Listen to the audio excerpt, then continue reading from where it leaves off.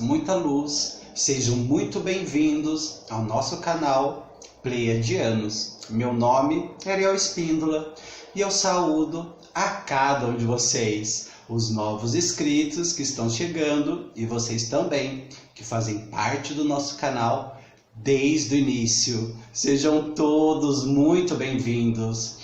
Hoje nós vamos falar aqui no canal Pleiadianos sobre a civilização de Lemúria, civilização de Atlantis, a ligação com os Pleiadianos, a ligação de Lemúria e Atlante com o ser que nós conhecemos como Jesus, e também falar um pouco sobre mim, sobre eu ser um ser híbrido e o porquê que eu estou vestindo essa roupa, que não é uma roupa sacerdotal. Então eu vou me afastar um pouquinho só da câmera, tá bom? E eu vou começar a narrar essa história para vocês, que vocês vão ver o como que tudo isso se encaixa. Eu demorei um tempo para estar reunindo todas essas informações e tentar compactar elas, né, da melhor forma possível e, claro, também de uma forma menor e mais objetiva possível. Então, meus queridos, já agradecendo a cada um de vocês também que auxiliam a nossa associação SOS Felinos, onde nós cuidamos de 35 gatinhos resgatados da rua. Eu atualmente trabalho como cabeleireiro, tenho 37 anos de idade, sou formado em teologia, não a teologia básica, fiz 5 anos de teologia espírita, gratuita, tá? E fora os meus estudos também. Sou contatado, abduzido, médium ostensivo desde criança. Tive a minha primeira abdução com 4 anos de idade e até hoje eu mantenho contato com seres considerados extraterrestres, alienígenas. Então eu gostaria de passar para vocês essas riquíssimas informações que eu tentei reduzir, né, digamos assim, no máximo possível. E espero que vocês gostem. Sobre os primeiros povos que habitaram a Terra, sobre os lemurianos. Então, quando a Terra nasceu, os nossos ancestrais chamavam ela de Angala. A Terra foi um bebê, né, como nós nascemos, e ela passou por vários processos de transição, de conexão de todos os seus elementos. Muitos dizem, há muitos bilhões de anos atrás, ela era só fogo, depois ela foi se transformando. Nós não vamos entrar em todo o processo da história para contar quem foi os lemurianos. Mas quando a Terra começou a se alinhar dentro do seu sistema, as formas de vidas começaram a surgir. E Lemúria foi uma delas, ok? Os lemurianos, na verdade, é uma consciência que vem através de uma das constelações das Pleiades. Algumas constelações existem no nosso sistema solar, na nossa Via Láctea, que são as constelações guardiãs. Elas promovem super evolução, constelações que possuem consciências muito expandidas, muito elevadas, que não são físicas, porque quando uma consciência utilizada 100%, ela não é mais matéria, ela é apenas energia, mas ela não deixa de transitar dentro dessa consciência essas informações. A consciência que existe dentro das Pleiades, que é a Lemúria, foi passada para a Terra através de micro-organismos. Aí nós tivemos todos os processos de nascimento dos seres que habitaram aqui a Terra. Eu não vou trazer muito essa questão do que é falado sobre todos os tipos de seres que a ciência estudou, sobre o darwinismo, porque nós precisamos acolher e validar todos esses estudos. De maneira nenhuma, meus queridos, nessa história, eu quero invalidar esse processo da evolução, do processo do homem na Terra, mas eu gostaria de trazer para vocês os primeiros seres que tinham uma consciência elevada e um processo multidimensional habitarem a Terra. Isso é fato. Então, quando essa consciência chegou no planeta e ela foi trazida através desses micro-organismos, esse processo ele se deu numa aceleração celular muito rápida. Então também teve um espaço-tempo que essa aceleração aconteceu para que esses seres começassem a serem seres aqui na Terra. Então muitos seres vieram para a Terra para tentar encontrar e entender o que era esse planeta. Muitos vieram, ficaram um tempo e foram embora, alguns ficaram um tempo mais de tempo e foram de novo embora, como os petrâneos que habitaram a região que hoje é a África, o continente africano. Eles eram seres de 7ª dimensão, então eles eram muito mais energia do que proteína, do que física. E eles deixaram lá grandes portais, grandes frequências de energia nessa região, mas eles não ficaram aqui na Terra. O segundo povo, depois dos petrâneos, foram os lemurianos, que realmente nessa aceleração celular que se deu, no processo de alguns 1000 anos, eles se tornaram esse ser humano que nós temos aqui hoje, que nós temos essa forma, né? Que nós nos reconhecemos de humanoides. E eles eram, na verdade, multidimensionais. Eles eram seres de 5ª dimensão, muito altos, magros. Eles tinham todos os sentidos muito evidenciados, as mãos, a orelha, o nariz, a boca e principalmente o terceiro olho. Eles tinham um tipo de um calo aqui no terceiro olho, uma protuberância, porque a pineal deles era muito grande. Eles utilizavam muito a parte da intuição. Então eles tinham uma forma física um pouco diferente da nossa.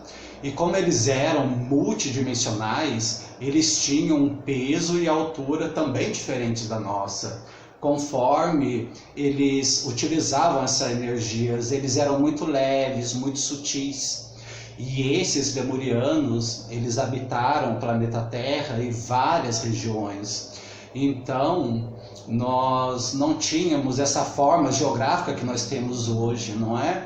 E nós tínhamos um exemplo de Lemúria, onde ela se instalava, ali toda a região do Oceano Pacífico, toda a região do Oceano do Norte até o Sul era Lemúria. Então, meus queridos, essa parte era um grande continente. Então, alguns livros, eles falam também que o continente de Lemúria existiu ali no Oceano Índico, nessa parte, e em outros pontos também do planeta. E eles eram, na verdade, comunidades que trabalhavam no colaborativismo. Tudo que veio depois, né, que nós temos na nossa história, surgiu Lemúria. Então a questão da captação de energia veio através das pirâmides, a questão do colaborativismo de várias comunidades, cada um trabalhava as suas potencialidades, os seus dons, porque era uma 5ª dimensão, então não existia sofrimento, guerra. A camada de ego que eles tinham do corpo energético deles era muito pequena, era muito fina. Então nós precisávamos ter uma camada de ego no corpo de energia, porque nós precisávamos morar aqui na Terra. Então os lemurianos precisavam estar aterrados e por isso eles precisavam, não é, dessa frequência de ego, de individualização, porém era muito pouca, para que eles conseguissem estar sempre em conexão com a energia universal e com a humanidade. Então, esses lemurianos, ele tinha o DNA original, nunca tinha sido distorcido. Então, eles conseguiram usar por muitos anos, mais de 25.000 anos, essa energia do DNA sem distorcer. Até que chegou um ponto que por muito tempo eles já estavam habitando, né, aqui a Terra, e eles já estavam num processo de conexão com a base, não é? com o básico e com a construção também de bens materiais aqui no planeta Terra. E eles também tinham um grande conhecimento de energia, eles trocavam muita informação com essas constelações, com todos esses seres que habitavam o sistema solar e o universo. Aí chegou um ponto, meus queridos, que existiam sim como nós temos hoje. Eu gostaria até de trazer do que a gente tem hoje. Nós temos os nossos cientistas que trabalham estudos da nossa célula, do nosso DNA, de tudo que tem no nosso corpo humano, de modificação até o processo de evolução, de uma nova tecnologia.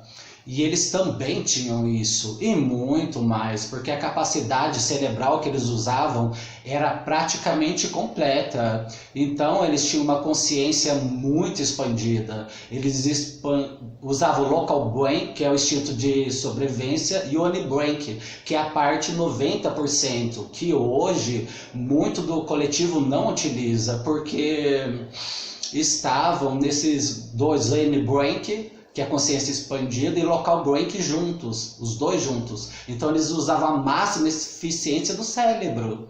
E também, meus queridos, eles tinham conhecimento de energias muito fortes, e alguns deles eram geneticistas. E esses geneticistas, eles trabalharam no processo de teste deste DNA, que era original. E eles queriam testar novas formas de humanoides na Terra, novas formas de frequências que poderiam ser emitidas desse DNA para a célula e para o corpo, novas formas como nós temos hoje, né? A ciência que trouxe, por exemplo, o clone humano, que traz a cura, através das células tronco, através das modificações celulares, nós já tínhamos isso nesse tempo. Então, eles fizeram esse teste nesse DNA, que causou a primeira distorção.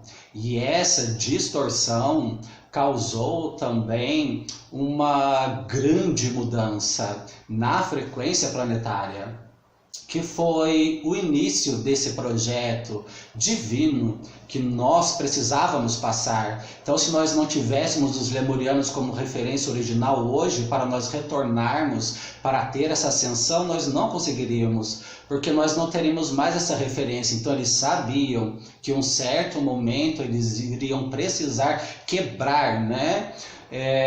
Esse alinhamento e entrar num projeto divino de desarmonia todo que nós passamos por várias eras. Quando nós trazemos os estudos sobre Lemúria, os primeiros lemurianos que realmente deixaram essas referências foi há mais ou menos 250 mil anos atrás. Então, meus queridos, essa forma de lemuriano existiu muitos milhões de anos atrás, porém a forma mais recente que nós conseguimos ter sobre a história deles é há 250 mil anos atrás. E se você quiser saber mais também, escute os podcasts de Cryon, que fala sempre de Lemúria, por exemplo. São estudos que eu vejo de vários desses mestres, desses professores canalizadores dessas informações. E também, né, das viagens astrais que eu faço, conversando com seres extraterrestres, e as minhas lembranças de registros akáshicas, juntos com as descobertas da ciência. Então, 250 mil anos atrás, essa distorção aconteceu. Se você for pegar até o processo da ciência, que descobriu há 250 mil anos atrás uma fusão do nosso DNA, foi exatamente aí que aconteceu a distorção. Então tudo se encaixa, espiritualidade, ciência e ufologia, de uma forma bem sutil, mas que nós conseguimos nos conectar. Então, a partir desse momento, foram muitos colapsos, foram acontecendo, muitas quebras, as camadas de ego foram aumentando, só que eles tinham um conhecimento de energia muito poderosa. Então, muitas guerras aconteceram, muita autodestruição aconteceu, até que chegou um momento em que a primeira destruição de Lemúria ocorreu. Então o continente que era gigante, ele foi diminuindo o seu tamanho, até se tornar algumas ilhas que nós temos hoje no Pacífico, que são as ilhas da Polinésia. Ilha de Páscoa, o Havaí, a costa da Califórnia, a costa da Austrália, Nova Zelândia, a costa da América do Sul. Então todos esses pontos são pontos que ainda existe energia original de Lemúria. O Monte Shasta também, que Cryon também fala, no norte da Califórnia. Então esses pontos, eles trabalham energias que ficaram ancoradas, para que eles não sumissem, para que nós conseguíssemos hoje termos essa referência depois de muitos anos. Ok. Então, depois de tudo isso que aconteceu, a distorção do DNA, ela causou um impacto, porque o nosso DNA original tem 12 camadas. As 2 primeiras camadas são estudadas pela ciência hoje, mas as outras 10 são multidimensionais, elas são energias. E essas 10 camadas, elas foram desativadas, ditas por muitos estudiosos que eram DNA lixo, do DNA lixo, mas não é DNA lixo, mas é uma parte que é multidimensional. E essas 12 camadas, né, quer dizer, essas 10 camadas, quando foram desativadas nesse teste, nessa distorção, causou aí o início da dualidade, essa separação. Então, essas 12 camadas, elas trabalham juntas, enviando informações desde a energia do todo que existe, uma energia muito forte que é basicamente encontrada no Sol central. Essa energia vem, ela passa por todas essas camadas e chega até essas 2 primeiras camadas que são conhecidas e estudadas hoje. Essas camadas enviam essa informação para as células e essas células enviam essa consciência para o corpo. Como essas 10 foram desativadas, a nossa consciência ela diminuiu muito. Então nós começamos a usar apenas o instinto de sobrevivência, só o processo de robotização, de cristalização. É como se nós tivéssemos colocado dentro de uma caixa e só isso que nós precisamos fazer. Então, meus queridos, depois disso, esse DNA que foi distorcido, alguns vírus biológicos foram colocados no nosso corpo, em partes sutis que nós ainda não conhecemos que nós não conhecíamos e que nós não conseguiremos ver no físico, né? E esses vírus ficaram concentrados nesses pontos e foram passados para todas as outras eras e gerações. Então, até os Atlantes, que eles vieram, depois de Lemúria veio Atlântida, e Atlântida era um povo também de dimensão super elevada, super puro, super amor, só que não tanto quanto o povo de Lemúria, mas mesmo assim existiu a mesma forma de vida, de comunidade, de colaborativismo, só que já existiam aí algumas distorções. Depois de Atlantis, que também se autodestruiu por conta do uso do poder indevido da distorção do DNA, nós tivemos essas quedas, né, desses povos, dessa era do ouro, que era a era de Lemúria e Atlante, e essas quedas nós partimos para os ancestrais que nós conhecemos. Então, no final da última queda de Atlantes, então teve Lemúria, quedas em Lemúria, Atlantes também, quedas em Atlantes. Então, esses povos, eles tinham essa expansão da consciência, que nós chamamos de Era do Ouro, e depois disso, alguns desses povos, depois da última queda, eles se distribuíram para o planeta Terra, em comunidades que hoje nós chamamos de os 3 principais ancestrais, alguns deles, os Kahunas do Havaí, os Esquimós, os Maores, os aborígenas, os Incas, Aztecas, os Maias, os Vedas, os Cetas, os Gregos, os egípcios, são muitos, hebreus, os índios, então são muitos deles. E esses foram os principais que são sucessores de Lemúrios e Atlantes. E o que eles deixaram para a Terra? Eles deixaram os calendários, as danças, os rituais, os conhecimentos com as ervas medicinais, com as plantas, o conhecimento da astrologia, que é a astrologia que nós vamos começar a usar na nova era, que é a astrologia universal, que trabalha com constelações, com cometas, com a Lua, com outros sistemas e outras galáxias, e não só com os planetas do nosso sistema solar. Eles deixaram também conhecimento de várias técnicas de cura, que hoje nós usamos como reiki, como passe, Magnify Healing, terapias que são para nós nos conectarmos. Eles usavam como terapia de manutenção diária, de uso da frequência elevada. Então, tudo isso eles deixaram para nós e ancoraram portais no planeta também, que são de níveis no Machu Picchu, Stonehenge, Monte Shasta, como já havia dito, Kwajalein também, Uluru na Austrália. São portais que eles deixaram ancoradas essas energias para que se ficava interconectando, essa história não sumisse por completo, para que nós conseguíssemos acessar isso novamente. Basicamente é isso. É uma história assim muito complexa para passar assim muito pouco tempo, não é? Mas eu espero, né, que eu consiga passar agora, focar no pensamento e na teologia hebraica antiga. O escrito, ele argumenta que existem certas ligações entre a narrativa, por exemplo, de Platão sobre a cidade perdida, de Atlântida, e as histórias dos gigantes bíblicos, conhecidos como os Nefilins. Os Nefilins, meus queridos, termo que deriva do hebraico, eram descendentes da relação entre os filhos de Deus e as filhas dos homens, ou seja, eram no fundo criaturas metade humanas e metade divinas. E esses gigantes surgem duas vezes mencionado na Bíblia. Por sua vez, Atlântida, descrita, né, pelo antigo filósofo grego Platão em 350 a.C. Era uma ilha mítica que muitas das vezes, né, ela, devido a um desastre natural devastador, acabou por afundar num lugar.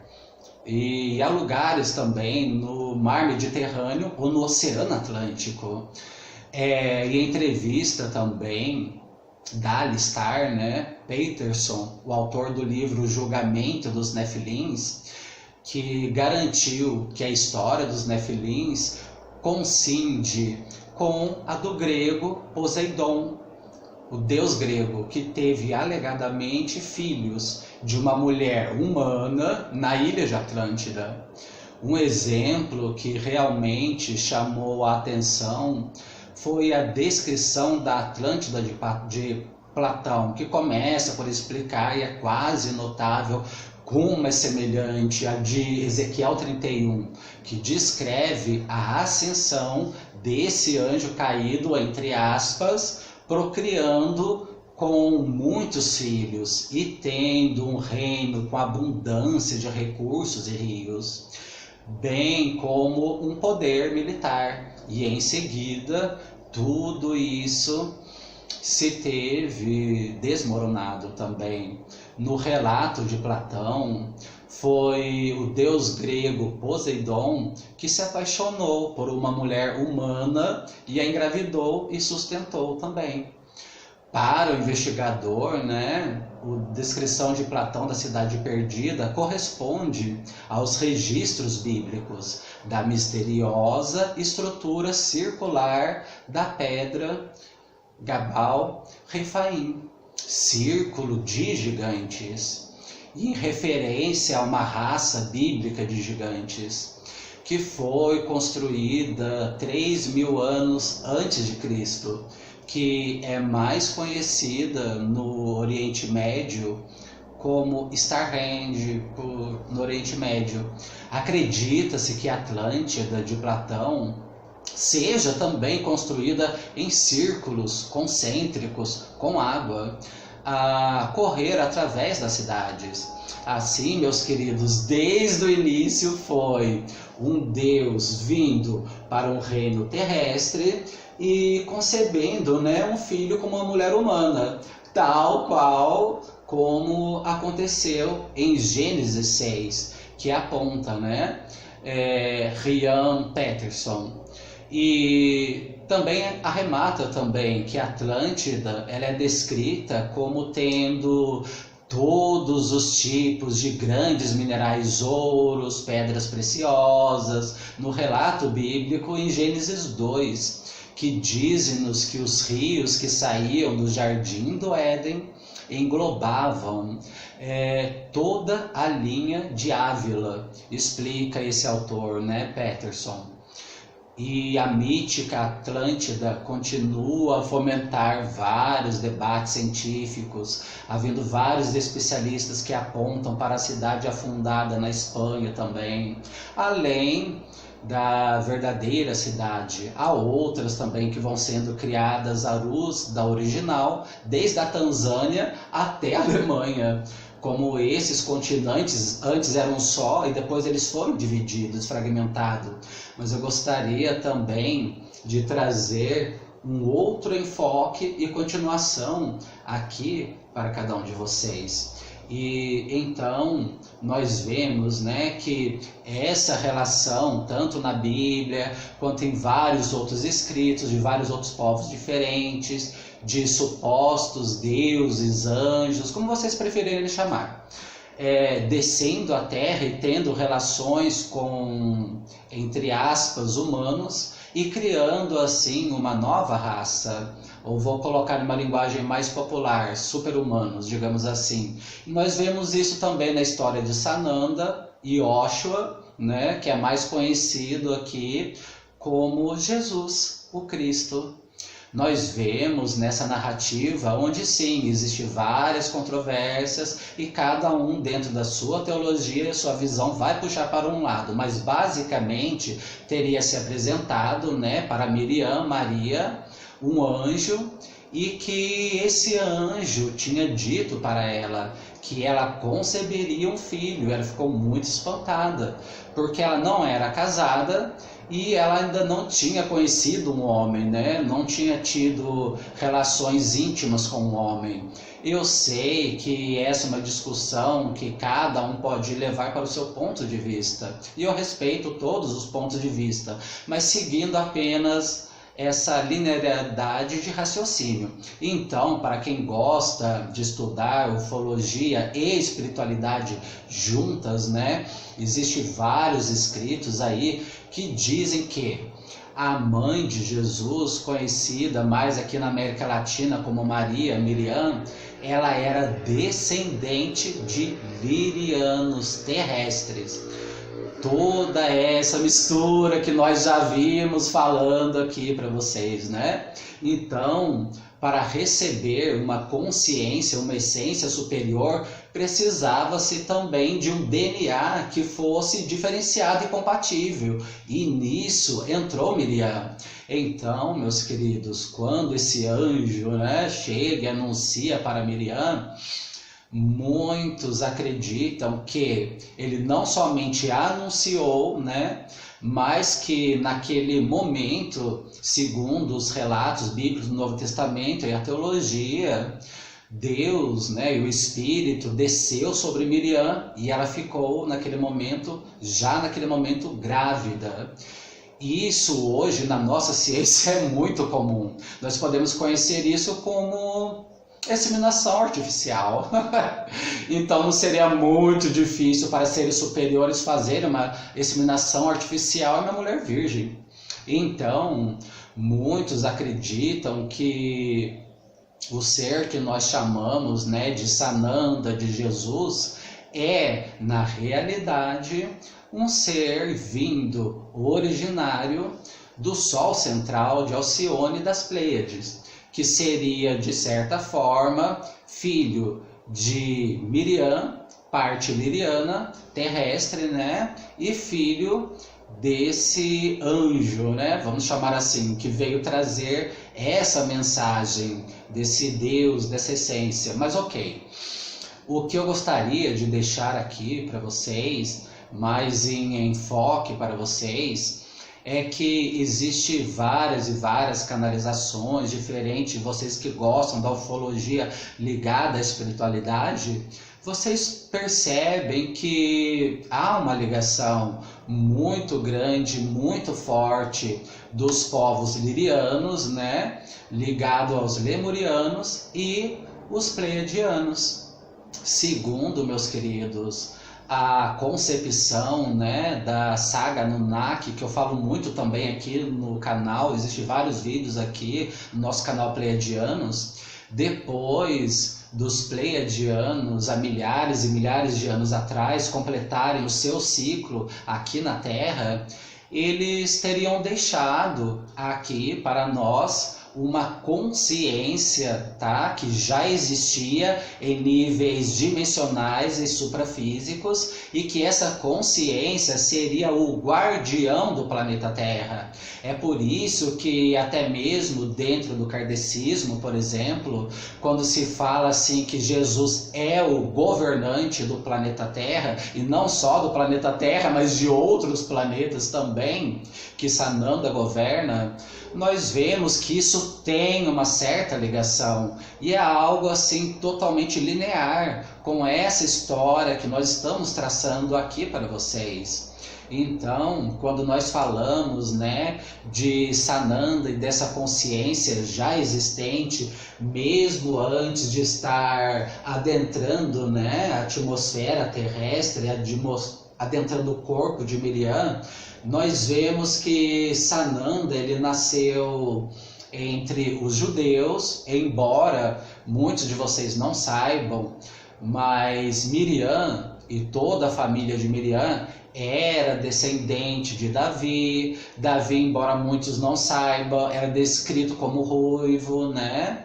Então quebra um pouco de que não, todos do Oriente eram de pele morena, todos do Oriente, não que não existam ruivos morenos, porque sim, existem até irmãos de pele negros, morena, ruivos, mas também existia, né, por causa dessa miscigenação, seres sim de pele clara, de cabelo claro, e quando nós falamos ruivo, nós estamos falando de loiro. Ruivo não deixa de ser loiro, ok? E também, né, colocando aqui um pequeno adendo para vocês, uma garota chamada Akiane, que vocês podem procurar aqui mesmo no YouTube, e que ela nasceu com dons muito especiais, e entre eles o dom de pintura. E um certo dia, a Kiane, ela perguntou como era Jesus, e ela pediu para que Jesus se apresentasse para ela, né? Para que ela pudesse pintá-lo. Se vocês forem procurar essa pintura de Akiane, é uma pintura muito linda.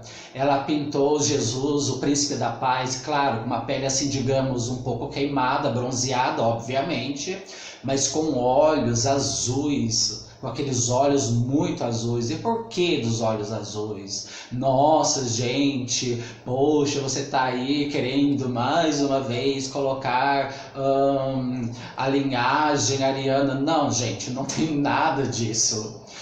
Todas as cores de óleos, essências, tudo tem o seu significado, o seu propósito. E tratando-se, né, do que nós estamos falando de Sananda, e na corporificação de Sananda, num corpo físico, os olhos azuis retratados por essa menina, essa jovem, a Kiane, na época, que fez a pintura de Jesus, o príncipe da paz, os azuis nos remete justamente ao lugar de origem, às Pleiades, Sírios, ao raio que Jesus, Sananda, pertence, né? E então, meus queridos, tudo isso vem aí, né, traçando uma linearidade. Então, meus queridos, nós vemos que nós nunca estivemos desamparados, mas agora eu gostaria de falar com vocês sobre um povo remanescente aqui ainda no planeta Terra e que, querendo ou não, eu também faço parte dele, e que explica essa roupa. Os tuaregues, mais conhecidos no ocidente como os homens azuis, são uma das tribos muito constituídos na África. Sobre a origem dos seus nomes, os historiadores não concordam. As duas teorias que mudam para explicar a palavra tuareg. Alguns vêm do termo targ, que significa jardim. E a verdade que esses nomes vivem hoje já foram florestas e jardins, como o Jardim do Éden, por exemplo. E também, por outro lado, através da sua origem no século VIII, com a invasão do Marrocos, né, os sofas, eles entraram no deserto para habitar e colonizar a região. Mas o seu sucesso ele foi parcial sobre os turgues. Embora os turgues se convertessem ao islamismo, nunca abandonaram suas antigas tradições animistas, fortemente enraizadas em seus usos diários. Por isso que eles foram chamados de turgues, que significa também abandonados de Deus. De acordo com as suas tradições ancestrais, eles são descendentes da princesa Atimira e da sua irmã Takamati, que se estabeleceram há milhares de anos no sul da Argélia. E o fato é que em 1926, o conde Birokun de Borok, ele descobriu o túmulo da famosa princesa. O túmulo não apenas abrigava um esqueleto de uma mulher muito alta, quase gigante, que encontrou também uma grande quantidade de ouro e pedras preciosas. E os seus descendentes diretos, os turgues, são hoje os membros, né, dos Kemarges, que continuam a habitar as montanhas argelinas e também o deserto, né? Nós não sabemos nada sobre a origem dessa princesa mítica, embora ela indica como a última rainha dos Atlântidos, que é muito interessante, mas vários mistérios contém os mistérios dos homens azuis, que é considerado, por exemplo, um santuário para mais de 20 culturas que visitam há milhares de anos. E isso é muito interessante. E alguns dos abrigos deles, onde está localizado, é a Capela Sistina de pintura rupestre, por exemplo. Com pouco mais de 20 mil desenhos, podemos ver autênticos lugares de cultos e memoriais. Nada mais foi encontrado na Terra desse tipo. E além disso, né, o mais fascinante é que nós não sabemos porque essas cavernas atraíram pessoas que moravam a milhares de quilômetros de distância e atraem até hoje. E esses primeiros peregrinos da história procuravam por lá, não é? Da mesma forma também, nós não sabemos o mecanismo por quais os mecanismos de terra tão distantes aprenderam esse enclave nesse santuário. E outro ponto, né, importante nesse mundo mágico que circula os turgues, os azuis, né, que são das tribos berbere, que são seres, né, que habitam até hoje no deserto. E então, meus queridos, nós sabemos, né, que hoje, por exemplo, existe espalhados mais ou menos 1 milhão de remanescentes ainda desses povos azuis, os turgues, que são os meus descendentes e usam essas roupas aqui que eu estou me apresentando. Existiram vários povos também que foram outros lugares, outras civilizações. Vamos avançar aqui um pouco mais para frente, não é? Digamos ali na época mesmo de Sananda, tá? Mais ou menos no tempo de Sananda. Existiam muitos seguidores de Sananda. Sananda, ele conseguiu reunir vários seguidores. Esses seguidores, eles não eram conhecidos como cristãos, como são conhecidos hoje. O termo cristão foi usado muito depois. Eram conhecidos como judeus do caminho, ok? Para alguns, para outros, obviamente, hereges, né? Principalmente os judeus da época que não o aceitavam. Mas o interessante dos judeus do caminho, e que aqui, de certa forma, entra também, né, os descendentes da minha família, é que o quê? Aproximadamente 900 anos depois de Cristo, ok? 900 anos depois de Cristo, uma família, ela veio de Jerusalém trazendo um espinho da coroa de Cristo, 900 anos depois de Cristo, ok?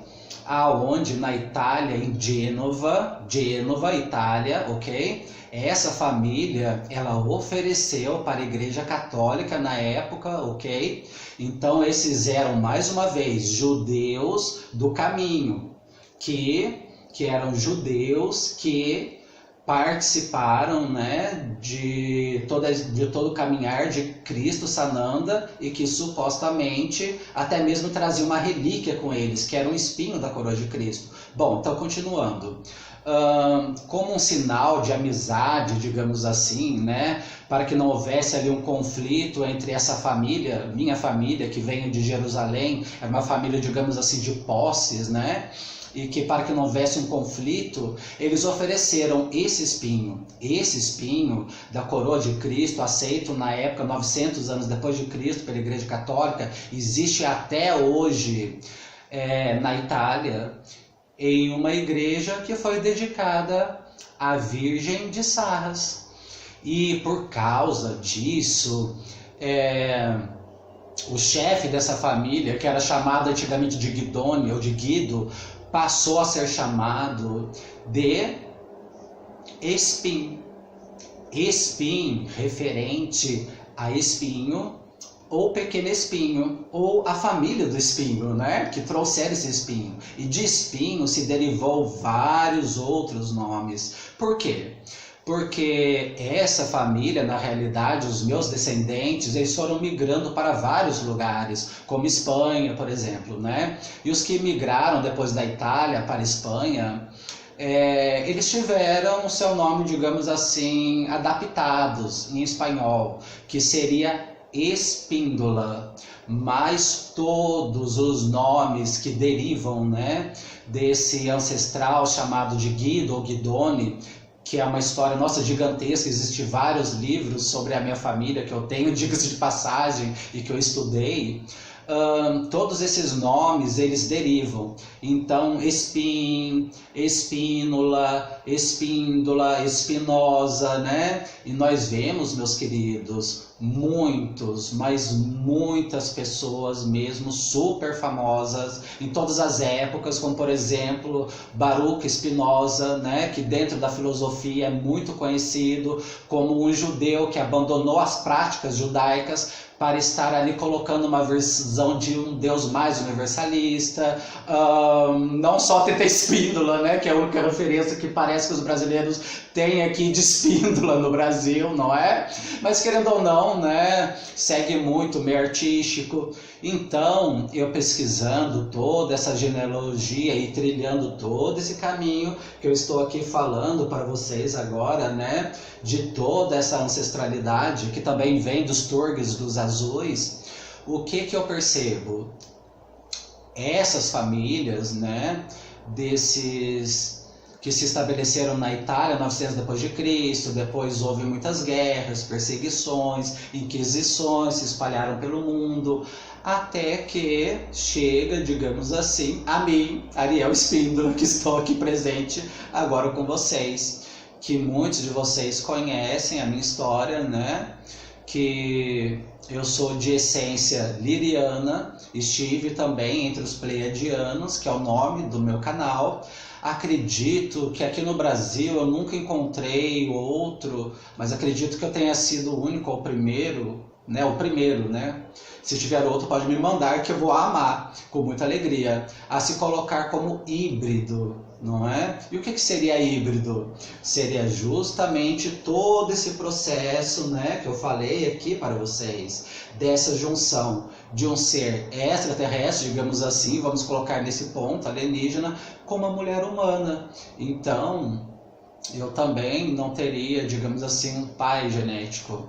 Mas como eu já mencionei em vários outros canais que eu dei entrevista, inclusive aqui mesmo, também no meu próprio canal, a minha linhagem extraterrestre, ela é de essência liriana, misturada com esses descendentes dessa família, né? Espíndola, Espim, ou desses seguidores do caminho, esses turgos, esses azuis. Vocês percebem como tudo na nossa vida, ela se encaixa perfeitamente.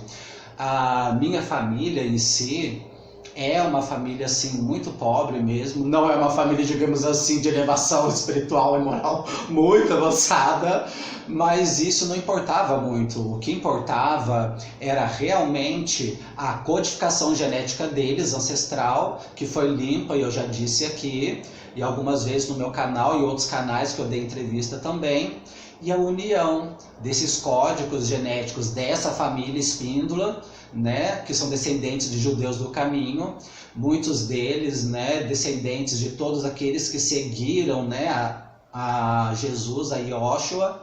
Então é por esse motivo que o primeiro vídeo que eu fiz, porque eu me recordo desde a minha primeira abdução, quem não viu esse vídeo veja, está aqui no meu canal, com 4 anos de idade.